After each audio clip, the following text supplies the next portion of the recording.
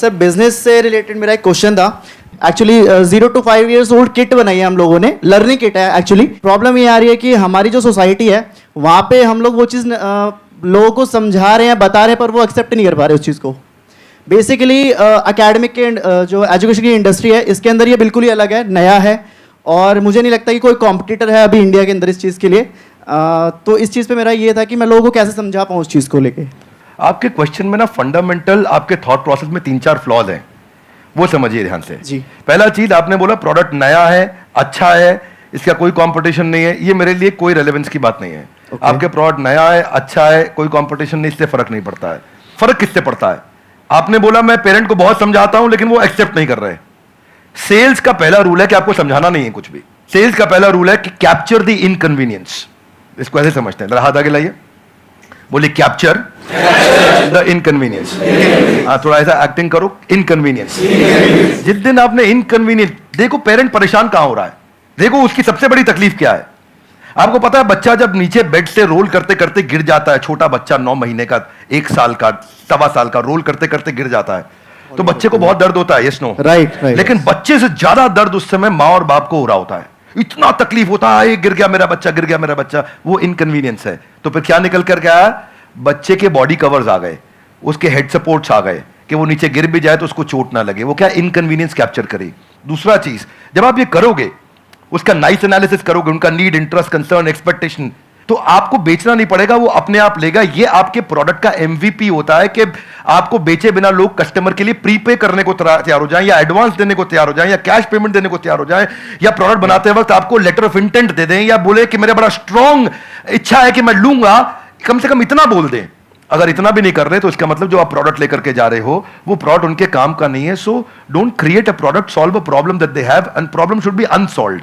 Now इसका rule क्या है, जरा हाथ आगे लाइए, हाथ आगे लाइए, everybody both the hands out, हाथ आगे लाइए। पहला, कस्टमर की बर्निंग प्रॉब्लम। क्या? दूसरा, उसे ऐसे सॉल्व करो कि कस्टमर मेरे बिना अपने आप सॉल्व। जब आपने ये किया तो आपको ऑर्गेनिक मोनोपोली मिलेगी, आपको लोग पैसा एडवांस में देंगे, और फिर आपका जो स्क्रिप्ट होगा सेल्स का वो उनकी उस अनसॉल्व प्रॉब्लम के अराउंड होगा। देखो कस्टमर सिग्नल देता है और अच्छा ब्रांड उसका प्रोडक्ट बना देता है। आपको बातचीत के दौरान कस्टमर ने सिग्नल दिए होंगे, मैं इसलिए नहीं दे रहा, मैं इसलिए नहीं दे रहा, मैं इसलिए नहीं दे रहा। वो जर्नी में घुसो और ढूंढो और उसको कैप्चर करो, और फिर वहां से आप प्रोडक्ट बनाओगे। इसके सैकड़ों एग्जांपल्स हैं। आप कहते जाएंगे, मैं देते जाऊंगा, देते पूरा। अब हमारे लिए क्या, हमारे लिए तो ये रोज का काम है। रोज अब तक मैं सैकड़ों हजारों बिजनेस देख चुका हूं जिनको मैं लॉस मेकिंग से प्रॉफिट मेकिंग बनाया। पर हम फंडामेंटल पहली चीज यही है कि आप ये देखो कि अनसॉल्व प्रॉब्लम, जो कि प्रॉब्लम नहीं होनी चाहिए, बर्निंग प्रॉब्लम होनी चाहिए, समस्या नहीं होनी चाहिए, ज्वलंत समस्या होनी चाहिए, और वहां से आप इंपैक्ट क्रिएट कर सकते हो।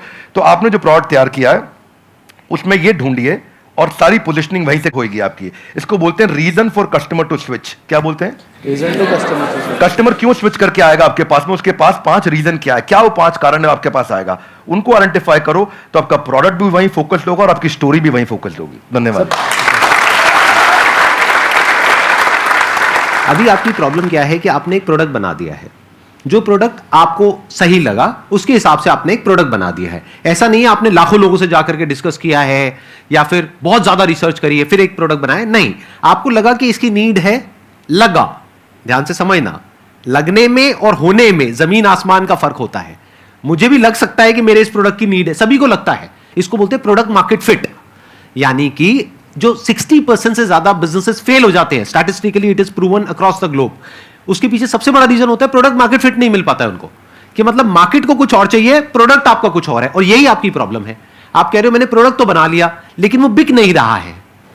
तो हो क्या रहा है, ध्यान से आप समझने की कोशिश करना। एक होता है पुश, एक होता है पुल। कि आपको पुश करना पड़ रहा है अपने प्रोडक्ट को, लेकिन फिर भी सामने वाला रेजिस्टेंट है, वो कह रहा है हाँ ठीक है सोच के बताऊंगा। तो अभी वो बर्निंग नीड नहीं है, जो भी सर ने वर्ड यूज किया। तो वो जो बर्निंग नीड होती है ना, तो आपको पुश नहीं करना पड़ता है, वहां पे पुल अप्रोच काम आती है। मतलब कस्टमर खुद आपके पास में आता है, जैसे ही उसके पास में इंफॉर्मेशन पहुंचती है तो वहां पे सिर्फ एक काम रह जाता है, किसी तरीके से उस इंफॉर्मेशन को पहुंचाना। तो वो इंफॉर्मेशन भी जब आप उस तक पहुंचा रहे हो तो वो भी एक तरह से हेल्प हो गई उस कस्टमर की। फॉर एग्जाम्पल, आपके पीठ में दर्द है, आपके गर्दन में दर्द है, उसका आपने बहुत कोशिश कर लिया सोल्यूशन निकालने का, 2 साल हो गए, 4 साल हो गए, कोई सोल्यूशन नहीं निकला। मेरे पास में उसका सोल्यूशन है कि 4 दिन में वो प्रॉब्लम सॉल्व हो सकती है, और एक्चुअल में हो सकती है। अगर वो इंफॉर्मेशन आप तक पहुंचती है तो क्या मैं आपको यूज कर रहा हूं अपने प्रॉफिट के लिए या आपकी हेल्प कर रहा हूं, ये अप्रोच होनी चाहिए।